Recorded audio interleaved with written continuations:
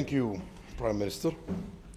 And we are very glad to be today in Pakistan, a dear country to all Saudis, from His Majesty and the youngest Saudi in Saudi Arabia. We've been a brotherly country and friendly country to Pakistan, and we've worked together in tough and good times, and we will continue the same thing, especially that Pakistan facing really great future today with a great leadership. Last year, 2018, Pakistan GDP grew by 5%.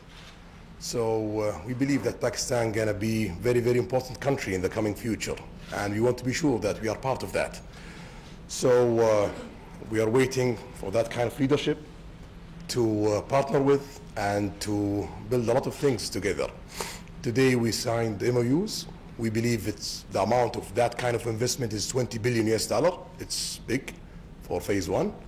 And definitely it's gonna grow every month, every year in bigger numbers, and it will be beneficial for both countries.